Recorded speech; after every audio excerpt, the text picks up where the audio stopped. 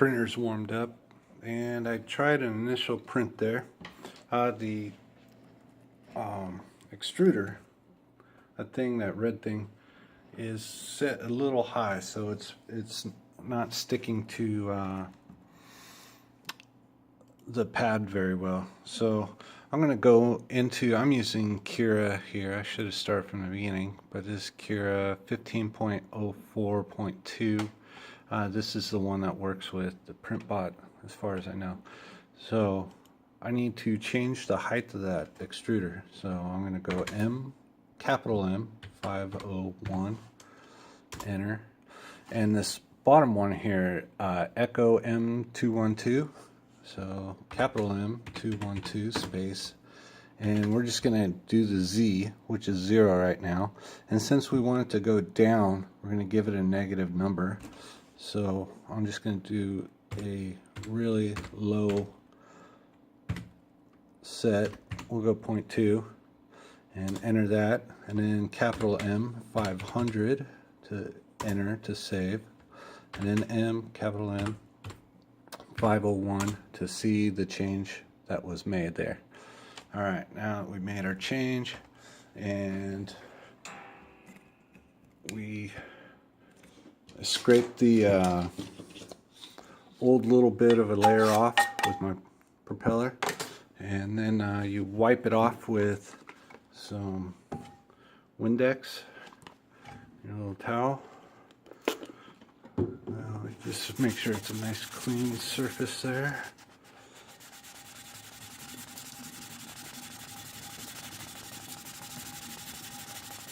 Alright, probably dry it with the other side a little bit. Oops. And we'll go ahead and I'll hit my X and my Y, make sure you can hear it, and then print it. Alright, there it took it. And so you can see the temperature is already 195, that's what I'm printing at. So it just takes a second to get going. You know what, you see that goo there? I'm just going to try and grab that. If you ever do that with these, don't get it near that sensor, it'll stop it early since it's trying to find the table there.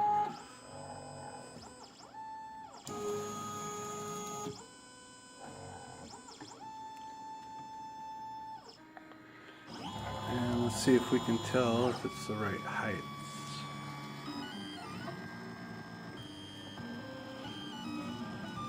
Okay, starting to extrude. So it didn't go down very much. We'll be able to tell if things start sticking. Little circles they might not take, whatever. We'll be able to tell if that all happens.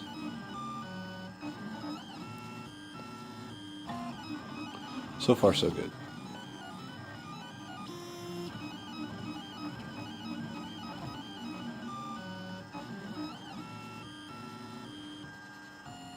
Yeah, it could go down just a hair more, but yeah, I'm going to take it down a little more because it's a big piece and it might curl a bit. So what I'm doing is just explaining the pains of the Garage Hobbyist 3D printer guy. So I hit cancel there. I'm going to go tool up. I'll hit 10. And you hear it raising up. And then we'll send it back home by hitting X, hitting Y. And then let's go ahead and scrape that off. So get my propeller. There it is. And we'll just scrape all that little bit off there. Alright, so it's probably still clean enough. Let's go back over and change this up again. So we got capital M 501. Wait, oh, I need to highlight the, okay. Capital M 501. Enter. And so last time we entered Z, negative 0.02. So we got M212 space capital Z That was a capital M too. Negative 0.04. And enter that. Capital M 500. Capital M 501. Now we can see that it entered it there. 0.04. Negative. So now I'll home it. And we'll try and print again. So I hit the print. It's thinking about it, still highlighted.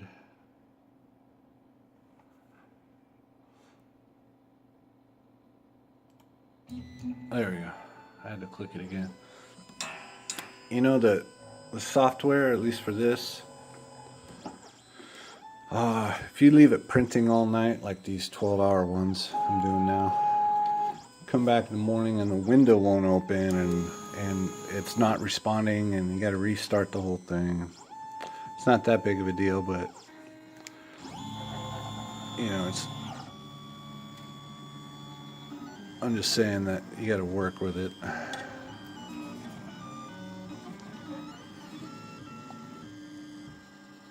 Alright, I can already tell it looks better.